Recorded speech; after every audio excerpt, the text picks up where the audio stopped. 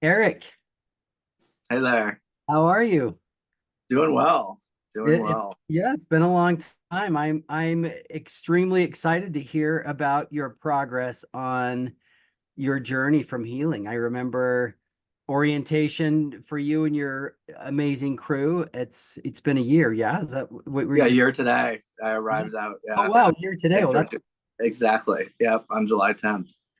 awesome. Well, you've done great things. Your recovery was miraculous, and this little podcast is just to give people hope. A lot of myself included, a lot of people, especially those that are out there struggling in the dark.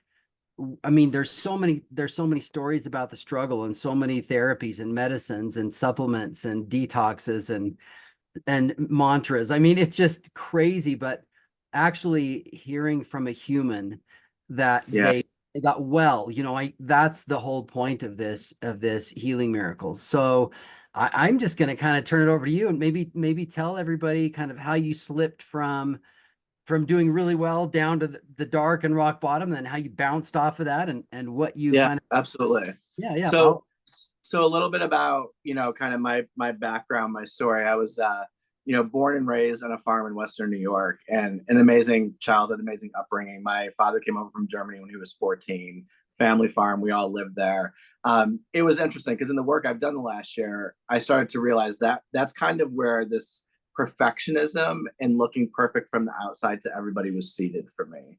Um, you know, all through my adolescence, struggled heavily with eating disorders, depression, suicide attempts. At the age of 22, I finally came out and I was like, whoa, that was my problem.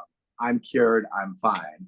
Quickly realized, right, that wasn't the problem, right? It was just one of the symptoms. Unfortunately, turned to alcohol for years to kind of numb my feelings, thoughts, emotions, to really make me help me fit in, help me make me feel like I was enough. And then it'll be 3 years this October that I got sober. It was a year and a half ago at this point that I got sober. And, starting January of that year, I just, I started to feel like that first year for me of sobriety was the pink cloud. Again, mm, everything was perfect. Like, this is my problem. I'm an alcoholic. So now I'm cured. right. In came the second year of sobriety, and it came back to the same old for me. My mental health, not feeling good enough, not feeling worthy. Went through January, February, March last year, and things continued to kind of get worse. And had said to my husband, like, I just feel like I need a retreat. I need some place where I can get away, where I can focus. Very blessed and fortunate. My husband's a stroke neurologist here in Delaware. We have a 10-acre organic farm. We have three beautiful children who are now 9, 6, and 20 months old.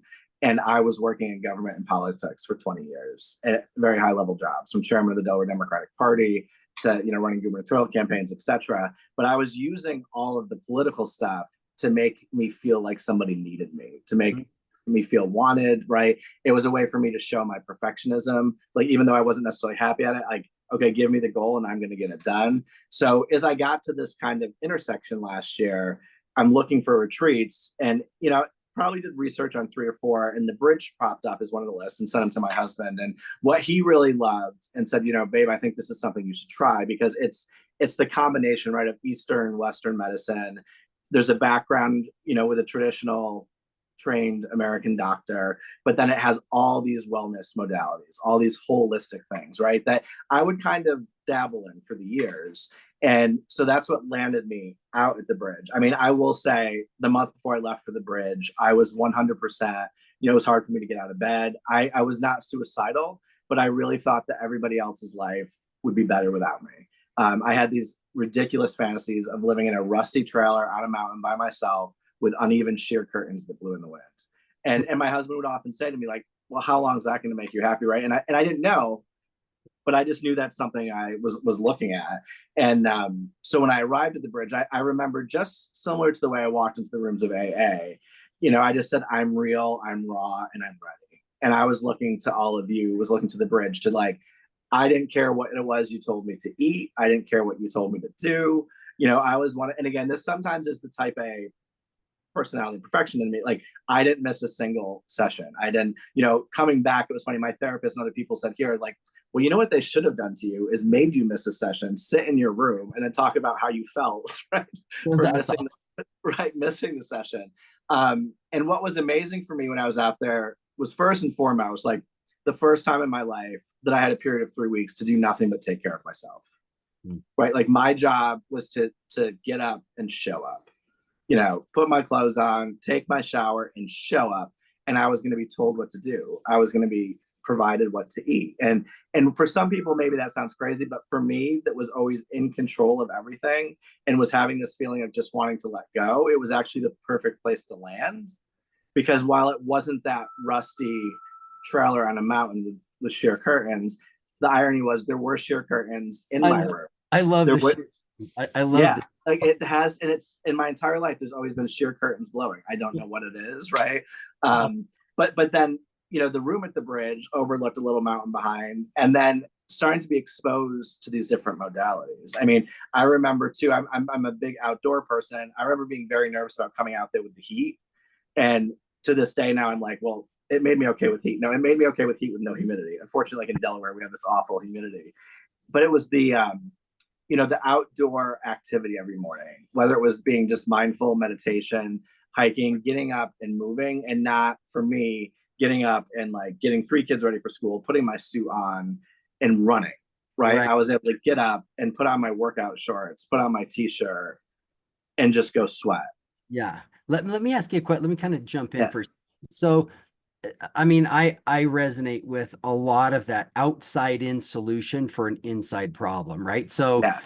hearing you talk about the validation you were getting from Democratic Party and high level jobs and your relationship and even kids, I mean, all of that, it's not enough. I mean, I know this sounds terrible maybe to a lot of people, but it's not enough to really flip those internal switches. I mean, you can cover them and you can cover them for a long time, but eventually that the deepest parts of you, especially the parts that are disturbed, right? They'll still like kind of find their way to the top and Absolutely. say, look, yeah, you've got a beautiful ranch and a great relationship and these kids and these jobs. Like you've got everything that anyone from the outside could say, good grief, Erik, what more could a human, Right. what is wrong with you? Yeah.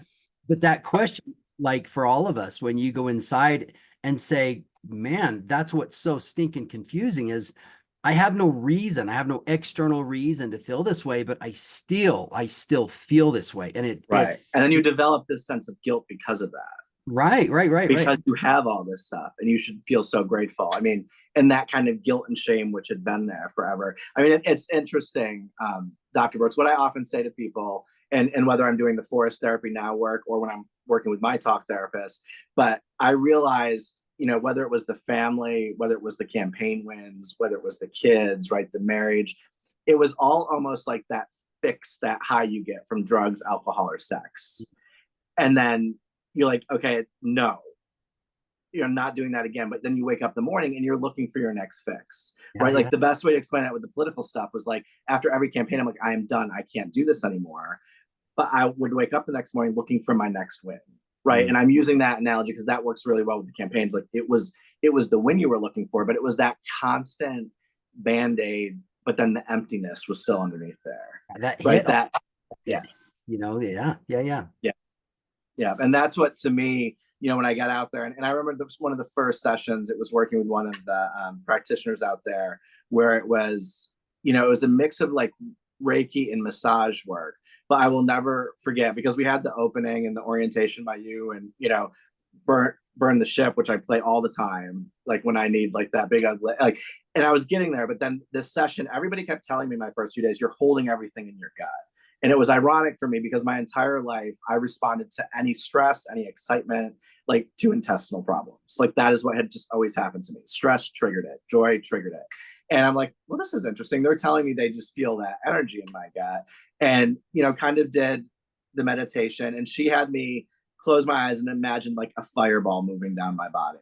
And I had this moment, and she kept saying, when it gets to your feet, just let it go. And don't worry about me. And did it and was feeling the colors. And as I got to my feet, I will never forget. It was this vivid black staircase with a baby and hunter green pajamas, plaid pajamas at the top step, where a hand reached down and just pulled that baby up. And I was like, what is that? I don't know. I journaled about it. And then the next day I was doing another session where I did the hypnosis and went to a place where I was really out there to really help myself deal and cope with perfectionism and not being perfect. And the therapist had said to me, when was the last time you felt like you didn't need to be perfect? And I said, when I was 2. And she said, go to your 2-year-old self. And again, I saw myself sitting on that porch. And she said, talk to him and tell him what you want to tell him, what you wish he would have known. And then I had this moment, which was the rest of my journey there, is like that hand and that child was me today, pulling up me, 2-year-old me, that final step. Very cool. And it was just, and it was finally, right, allowing myself. I've always been an empath. I've always been an intuitive person, but I've always stopped the like, okay, but like I win campaigns. Like, you don't have time for that. And what the bridge taught me was like, be aware of these signs, be aware of these feelings and emotions, explore them. It's okay to go with your gut, right? Your gut instinct is called a gut instinct for a reason. Right. But that was some of the pieces that kind of helped me realize that while I was out there. Yeah, I love it. I mean, even old scripture, right? Bowels are filled with compassion, or I mean, there's a lot of gut issues, and there's all kinds of numbers for this, but we know now that between whoever you read, 65 and 90% of serotonin is manufactured in the intestinal tract too. So Right. it's Right. intuitive. There are such things as, gastrointestinal migraines, and they respond well to the same treatments. So Right. the body really does connect. And I mean, your guts, mine happens to be like my axillary skeleton, especially my shoulders. And when I really get lit, like I can tell that, and I can feel that inflammatory response in my joints. And Right. used to, worry about the joints, but now I worry about, I'd sit down, well, Darren, geez, where's this coming from? Well, that guy cut me off in traffic and flipped me off. And I really wish I have some regrets about my mom passing. It's like, okay, just Right. quiet, listen, figure that out. That's your feedback loop. It's not supposed to hurt. It's supposed to Yeah, feed you, to lead you back into that truth space. exactly. So, I mean, anything else with your body that you noticed? I know you're a bright guy, well educated, really had the world by Yeah. I mean, the other thing that really helped out there was for years, again, bright, smart, would know like you are what you eat. Right. But, it was the alcohol piece. But then when I gave up the alcohol, I became like a heavy caffeinated person. And I know one of the recommendations, and when I say heavy caffeinated, when I arrived at the bridge, I was like 10 to 12 cups of coffee a day plus energy Oh, drinks. wow. Not good. Right. And I remember those first 3, 4, 5 days, like severe migraines with the withdrawal from the caffeine, but have stayed caffeine free since. And my clarity, right, and just the way I wake up in the mornings, and it's now like I often joke with people, like it's so funny, like I'm so boring and I love it. Like the only thing I put in my body is water. I mean, I'll sometimes use liquid IV, which again was something I learned about out there. Like if I'm feeling off, I just know I need those extra electrolytes, especially when it's hot. I'm sweating a lot.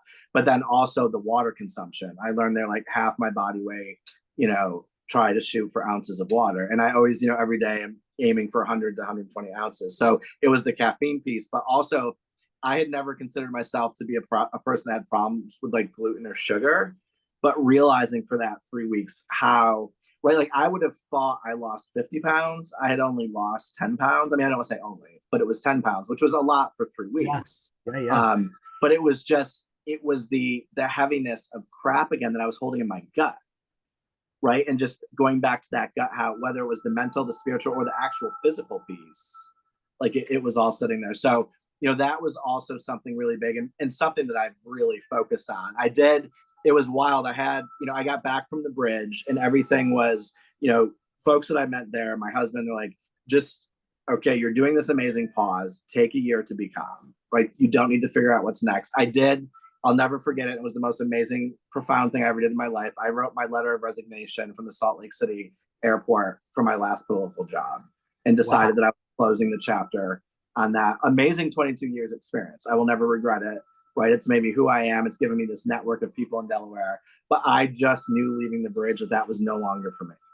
Gotcha. Like it had become toxic. It had just, and no, nothing by those people, right? This is all me. And it was just like, I knew living to please all these people, living to get these people elected, living to, it doesn't matter what people say. Like, I mean, the joke in Delaware was often Erik could get a dead guy elected, right? Not like something for years I was proud of, but then that. So then I got back here and I'm in the best mental, spiritual, physical, emotional health of my life. And, you know, I'm driving the bus at daycare part-time, 10 hours a week, the short bus. Like the most amazing thing, decorating it for Halloween, right? Love November it. 1st, I had all this pain in my groin. Long story short, diagnosed with testicular cancer. Wow. And it was, but the most, I get choked up a little bit when I say it because I was not grateful that I was diagnosed with testicular cancer. I was grateful that the place that I was in, and I had never handled something with so much grace and so much, like, there was no fear, there was no sadness. There was definitely a confusion in my head, like, why, like my worst fear in my entire life, how would I respond if somebody told me I had cancer? And, you know, I grabbed my mala beads, I said some prayers, like, here we go. You've got through this, you got through that. And, you know, I was blessed, you know, being next to the University of Pennsylvania, you know, within a period of 5 days of being diagnosed, was in the hospital, had the testicle removed. And right now I get CAT scans every 3 months. My tumor marker levels kind of go, they're higher than they're supposed to be, but not high enough at the level yet where they want to do chemo. So then that's where I reinforce for my health the clean eating and stuff I learned at the bridge, right? Like my doctor also said, I can't tell you this will help the cancer not come back, but your lifestyle, right? The other amazing thing for me, since I left the bridge, like I was on blood pressure, 2 blood pressure medications for 8 years. I have not been on blood pressure medication for the last year. Like Maybe. my blood pressure became so low that they had to take me off it within 2 weeks of coming back because I was getting dizzy here. So it's just, it's stuff like that, that it's the tools that I've learned. It's also that gratitude. And what I often say to people, the overlap for me of AA, my sobriety, that program, and the 12 steps, I often felt like when I was at the bridge, like, oh, wait, this is so similar to the 12 steps. Like, and then I would get into the, like, what comes first? I was like, it doesn't matter because it works. It's helping develop your toolkit. It's when you're wrong and realize you're wrong, or investigate that you admit that, right? And so that's what was just so beautiful for me. Like, it was a profound experience to be diagnosed. Is that wind chime getting too loud? I mean, it's nice, but yeah, Okay. I don't, If it's, I just want to make sure you can still hear me. Okay. yeah, I can hear you. There was no breeze at all when I came out here when we started, and it's a beautiful breeze now. So it was like things like that happened. You know, even yesterday, you know, our farm dog of 10 years had to have him put down. I mean, he had been sick for for 3 weeks, been having seizures, and I knew it was the right thing to do. But being in a place where I could be present, I could feel my feelings, my thoughts, emotions. I could model healthy behavior for my children, that it's okay to grieve, it's okay to cry, right? Stuff that wasn't always modeled for me growing up. Right. Like, hide your feelings, hide your emotions. And as sad as it was yesterday, I constantly turn to gratitude for the path forward I have now, right? To take on any situation. Right. You know, and that, I mean, that shift in philosophy, I mean, even in the face of tragedy is really what separates humans from everybody else. Like we really get to pick a perspective. We don't have to be jammed with cancer equals grief equals devastation equals sadness. Right. Cancer is cancer. And then we, on the other side, just like you decide, well, what are you going to do? You know, and Right. so while I do have cancer, well, I go to the hospital. I'm not going to drink wheatgrass juice and stay in yoga position. Like, get this taken care of, right? Right. There's Right. really good medicine for that. On the other hand, some of these other internal problems and these mental and emotional issues. I mean, there isn't a hospital on earth that does well with those things. I mean, Right. Yeah. it's always amazing to me to get somebody that's been through like 4 different Mayo Clinic facilities for this chronic feeling of fatigue. And they've run every test on earth and everything they can possibly think of. And it's this hyper focus on the external. It's like, well, what's wrong with the meat suit? What's going on? Let's run another test. Let's do another sleep study. Let's do, maybe it's this, maybe it's that, but investigating the driver of the system and the observer of the meat suit is so critical. I mean, yeah, you have to have both, right? Like, I love that you're talking about that too. You do have an excellent diet. You do drink water as your hydration, and you do eat plants, and you're forgiving and loving and quit a toxic job. Again, like you said, not because you don't cherish every day of it. It's just time to shift. Right. But Right. as you incorporate both of those, I mean, the science part of me kind of leans toward the meat soup, and then the energetic part's like, yeah, but you can't really explain everything. In fact, as a society, we've never been more medically, technologically advanced, and we've never been sicker ever. Like Right. we've never been this sick. Right. And what we spend Oh, is right. it's unreal, right? Yeah. Like even a trip to the ER. I had a little one, get in a motorcycle accident. He's riding his dirt bike and went in there, and just watching that system and seeing the lack of concern for him as a human, and and seeing the bill at the end, I was like, what? I mean, yeah, I'm a regular doc, and I wandered the halls of hospitals too, but and then going back to the bridge and seeing these people that are healing from these really complicated, full tilt lifestyles and foods and patterns and even traumas and genetics. I mean, we've got to make a shift, right? We can't Yeah. discount regular medicine. It's man, if you have type 1 diabetes or get in a car wreck or have a particular kind of cancer or genetic anomaly, you pray you're in the US. But if Right. you have a chronic condition of some kind that has anything to do with anything emotional or trauma, or sensations like pain or fatigue, man, it is one of the worst places to get care. There's so little training besides Yeah. medicine Right. surgeons. And that's what's been beautiful for me is like being married to an MD PhD doctor, like his PhD in genetics, like, MD is a neurologist, and he's starting to see and experience and see these modalities, right? And how they fit. And, because of exactly what you were saying, like I came back and it was so foreign to people. Like, you were doing what? Yeah. You're what? So, What's a and I sound didn't bath? What do you, initially, yeah. right, right. Like, were you brainwashed out there? Were you in a cult out there? Like, what was happening? And so now, like, I've explored the modalities, but I've started to share my journey on social media, right? And one of the first things that I got into was forest therapy, forest bathing, and got certified in that this year. And it was, again, so like what people like woo woo what, but like what I've realized in this journey is like the tip of the iceberg is starting to be exposed, right? Yes. And people are starting to look at some of these holistic practices, and it's no longer viewed as woo woo. It's starting to move towards like, wait, tell me more. Yeah. And as I graduated from forest therapy school, and I've started to take people on walks and expose them, and I've even like customized my forest therapy walk to share a little bit about the bridge. At the end, I do oracle card reading and just kind of, we have a forest garden we built. We're in the, and it's, what people are taking away from it is like, whoa, like this was a simple walk in the forest for 2 hours, and I've never felt so grounded in my life. Yeah, so good. Like I've never, and so I've just realized like this is my second calling. My first calling, right, and blessing was getting into politics. But fortunately, I have this venue and this like my social media. I mean, it's every politician in the state of Delaware. It's every political staffer. It's cabinet secretaries. It's health secretaries who are following my journey and starting to get interested in. So that's when I was just like, okay, I'm not going to jump off the deep end yet. But now it's evolved to, we have a 1,800 square foot garage at our Odessa house, which is 11 miles from the farm, that we're turning into a wellness center. That's going to be like a yoga studio, meditation, sound bathing. That'll be like the classroom for doing forest therapy work, and then bring people out here to the farm. And I'm working with a couple other practitioners. I realized about a month ago, my birthday this year was actually the summer solstice. It's always the summer solstice, but it was also the full moon.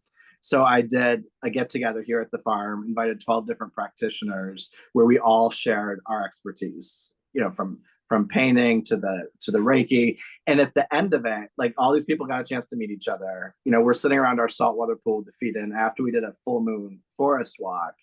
And the way they were describing it was magical, grounded, community, the most comfortable I've ever been. And I finally had the realization, like, because I kept saying, like, what is my why? What am I supposed to be? But like, I realized, like, I've been blessed with, I'm the convener. Like, I've always, whether it was in the political world, whether it was introducing couples that ended up getting married, whether it was introducing business partners. So here in this small community of Delaware, there's been nobody that's kind of pulled this like-minded group of people together and create a venue and a space to share the message, like you're saying, and educate people. Like, here's another opportunity. So, I'm viewing it as, as long as I can help one person be a little bit better when I'm done, but know that there's also opportunities for this to expand. I mean, Jonathan looks at it like, after I retire, wouldn't it be great to partner with you and we actually do retreats at the farm and build yurts out back? Like who knows what it could be, right? But what I realized, just like with AA, is I am right now, I feel like I get more than the people that are actually paying me to take them for the forest walk, because it's part of my healing, right? I get to go to the forest for 2 hours. Like, I'm leading them and give them these invitations and help them reconnect with their senses and nature. But at the same time, when I send them out for 10 minutes, when I send them out for 20 minutes, I get to do the same thing. Yeah. And so I'm so rejuvenated when I get back. And I'm like how, and it's just spreading that message and that word, and having people see it. And I'm also at a place now where if there's people that don't believe and don't want to believe, fine. That used to bother me, but it doesn't matter anymore. Like, you do your thing, I'll do mine. Like, I don't have to be somebody. Like, for years I pretended to be somebody I wasn't. Now this is me. You see me full, you see me raw, you see the ups and downs, right? And also not glamorizing and making life look more perfect than it is, like sharing how this all works, the ups, the downs. No, love it. I absolutely love it. And then the forest therapy is, I mean, that's just so cool. Yeah. We've got forests within 30 miles of us, but as you know, way down here in southern Utah, it's very deserty, and a lot of people use that as the different energy, the Sedona kind of energy. Yeah. But I think I contemplate that a lot. I love nature. I mean, I love the science. I had a master's in psych before, and I taught biology and molecular biology at university before, but the science is really, it's amazing, but it also does exactly what it's supposed to without any coercion whatsoever. And what we were doing before modern medicine. What's that? And what we were doing as humans before modern medicine. Right. It was the reason we felt so well. I mean, like, in learning about those phytoncides the trees give off, right? And you're absorbing that, like, just educating people, like, because like, what's the bathing? And I'm like, you're taking in what the forest is giving you. And also that move away from, we're humans, we're in control of everything, right? Just like you're looking at that tree, it's looking back at you. You're looking at that blade of grass, it's looking back at you. Right. Only it's mirroring its perfect identity, and you're probably not. Correct. You know what was interesting, Dr. Brooks, is, and I don't remember which place because we did a lot of hikes out there, but like, that's where kind of trees started to like jump at me. And here we lived on this farm for 10 years. It'll be 11 this fall, with like 1,700 acres of forest behind us. Never really, but like as a child, where I would go when my eating disorders were bad, depression, I would go to the forest, and the forest held me, right? So I get out there. We were on the hike one of the days, and there were these 3 giant trees, because you didn't see many trees, but they were like really old. And I find, like, I had this like, whoa, like, it was me, it's mind, body, spirit. And that's where like the 3 started, right? And then we actually made the jewelry when I was out there, and I made the 3 rings, which stood for mind, body, and spirit. Right. I then was so moved by trees that when I was never anti-tattoo, but I was just never a tattoo person. But then, upon my trip back, got this, and then I did 46 leaves for the 46 years of my life when I ended up at the bridge. And then now what I do is, for each year of sobriety, have a leaf colored in. Oh, that's cool. And then I found forest therapy school. I mean, my hair is standing up in my arms right now. Like, it was all supposed to be, it was all right there, but it took the time and the place and being exposed to realize, right? I love that. We kind of joke about this at the bridge, as we learn from things like the forest or from animals, you learn that everything else is existing in a pretty effortless state, except for us. We're the ones that apply all of these pressures. We apply all of these expectations and pressures, but really everything else is effortless, and it's really pretty spectacular. Yeah. And the joke at the bridge is, you'll never hear on the news that we're up here in Canada. We've got 20,000 semis around these fields. These geese, they're not going to migrate. They've lost their way. They're divorcing at an alarming rate. They're overweight. They can't fly. When they do fly, they're making other shapes other than a V. They're not efficient. Please help. I mean, it's laughable to think that anything else besides a human would lose its way, because it doesn't. I mean, if we put it in cages and modify it, now we've got another set of problems.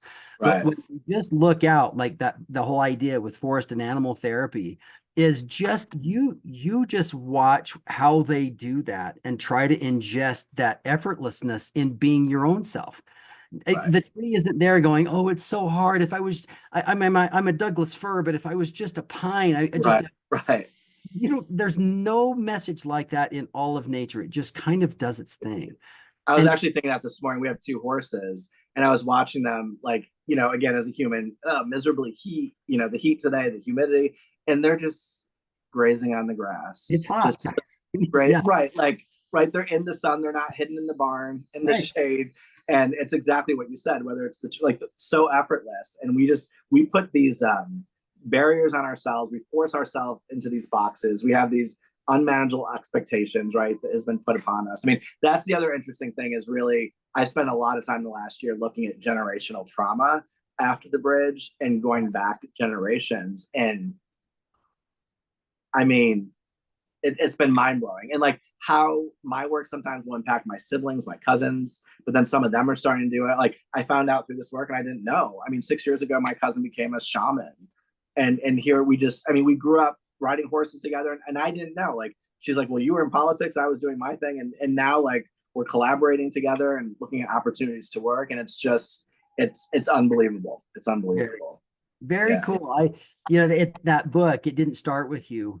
We'll put a little plug in for that book. That really has, I mean, epigenetics has been around for a long, long time. There's been a lot of really experimentation, but we're just, I think, starting to take that into consideration as a cause for issues like, especially in mental health. I think you touched on something that I think is really important. A lot of people that come to the bridge will say, I'm presenting like I've been molested and abused and had these horrible things happen, but I haven't. But I still feel like I should have because of how deep my disturbance is.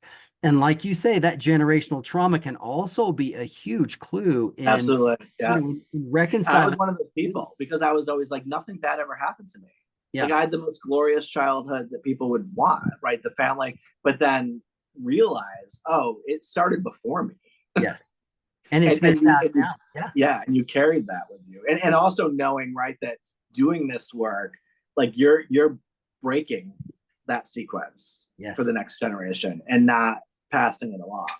And that's just, it's beautiful to me. And it's all, the other thing for me, which is like, and this is not a negative, right? But we were just not born or raised this way. It was a very traditional, strict Catholic family, cut dry farmer, right? And so to think outside of the box and look at these things, we're often like, and to have the evolution, and the evolution actually started like probably in my first session of talk therapy when I was 13, right? But it was the friction, like I worked well with that, but like then trying to bring other family members, oh, you don't need a therapist. Like you don't tell other people your problems. Like we deal with our problems internally, right?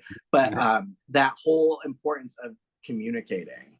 And Yeah. I was speaking to a meeting the other day. I had the opportunity to go down, and what I have realized in the work that I've done too is like, in terms of my throat chakra, like for years I had a heavy voice to get the job done, but I never used my own voice, right? For me, I made sure everybody else was comfortable. I would go to extreme lengths to make sure they weren't the one that was uncomfortable. I'd make sure like I would hide my sexuality because I didn't want them to feel uncomfortable, right? No, that's not what I want, but that's what you want. So I'm just going to suffer through it and do it. And now I use my voice, and it's not negative. I'm polite about it.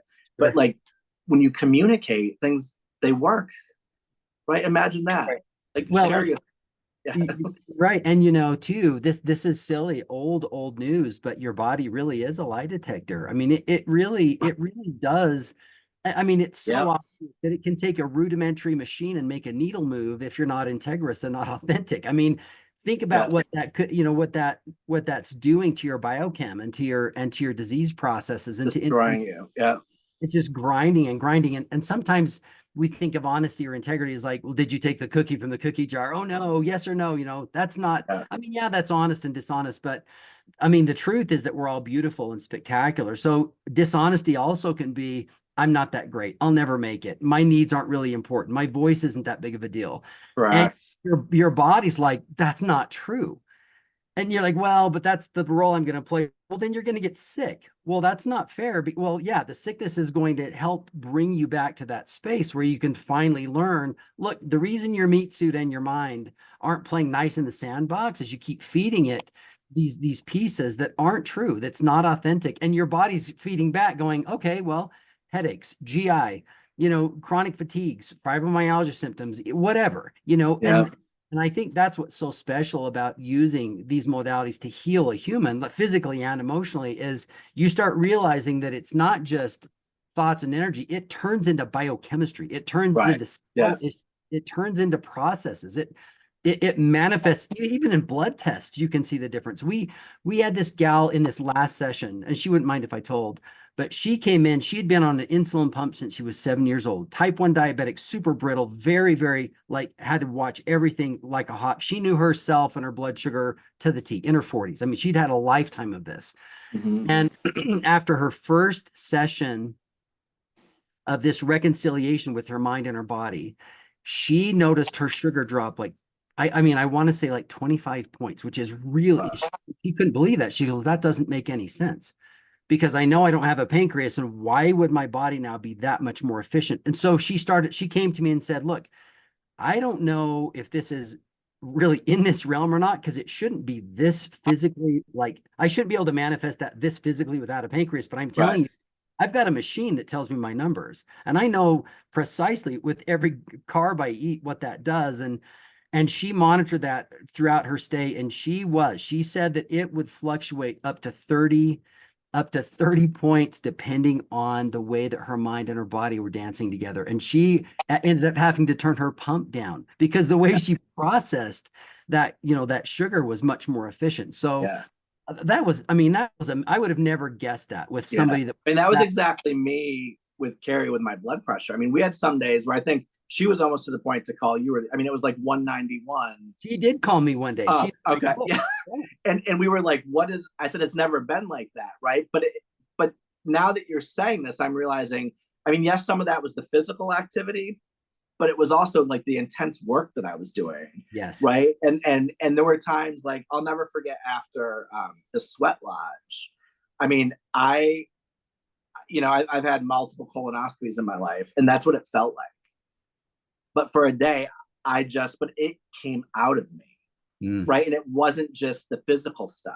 It was like, I remember sitting around that fire and, old me going up in those flames. Like it gets me, like, I remember it so vividly coming out of that sweat lodge.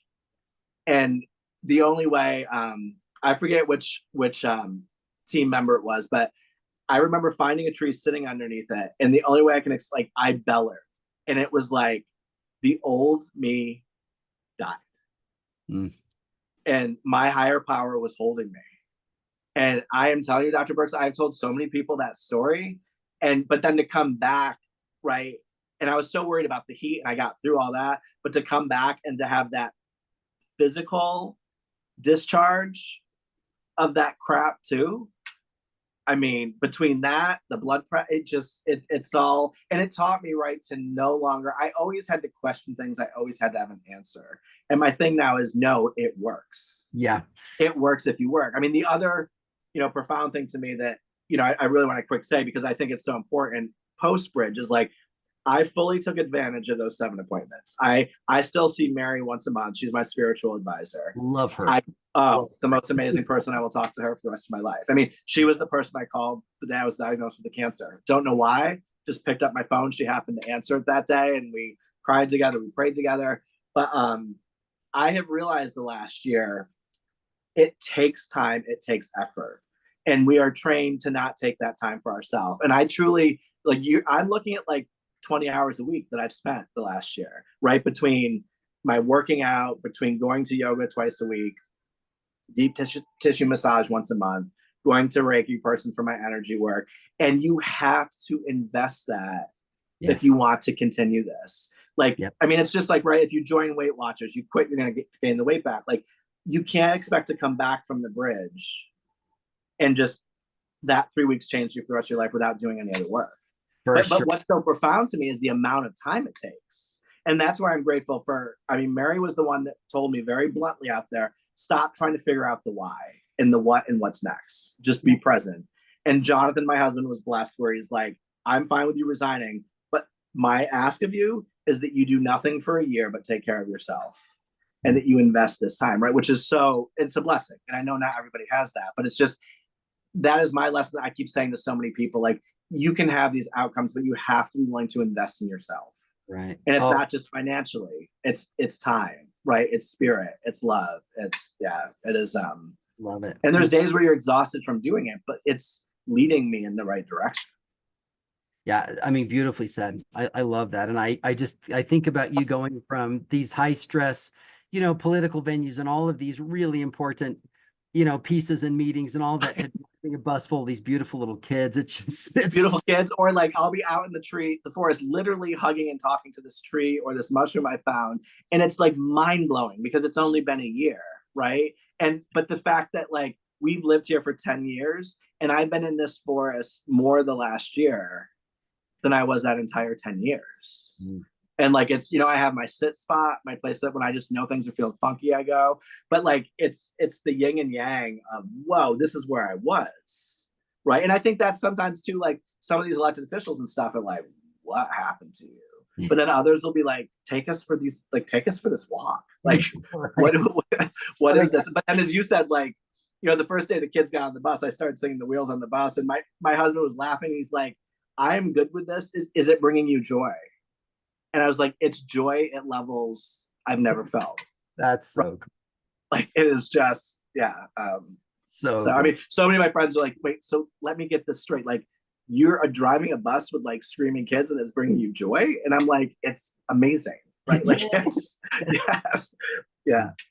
Oh, so wonderful. I think that the thing that's so special about your story, I mean, yes, it was high stress and you're a very, very high functioner. You have all of these external blessings, really being showered on you, and that deep down internal disturbance won't go away. So you decide, all right, I'm going to focus on that. I'm going to, like everybody else, take a back seat. I'm going to really investigate this.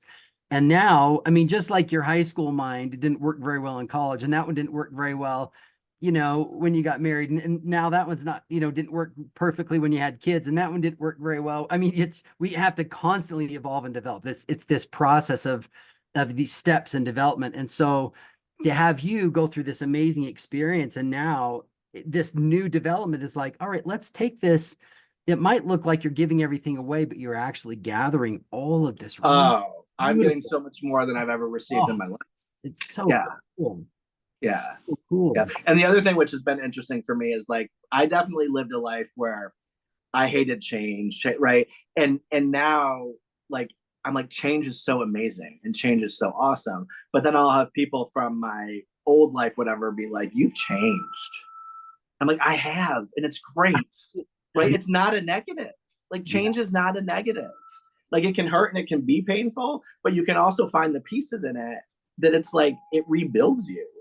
I'm definitely like, I think I will forever look on this as like, this is adulthood 2.0 for me. Like, I had my first run at it, and now it's 2.0. And it's interesting to have, like, from the sobriety and this wellness journey, a 20-month-old, that it's almost like this journey of my life is like mirroring his infancy and growing up, right? Like, he took his first steps the day I got back from the bridge. Like, I'll lay on the floor and play with him and see this house in a different perspective that I never saw, that I lived in for 10 years. That was my house. Like, whether it was just the lighting or the color of the walls or the texture of the carpet, and just to be mindful and present with that. Like, I'm like, that's the beautiful, like, adulthood 2.0. Like, I've been given this gift, right? Like, my 9-year-old and 6-year-old didn't see me that way, but now they're seeing me that way. But I'm almost taking these steps in the same sequence that a baby to an infant to a toddler, it's just, it's cool. amazing.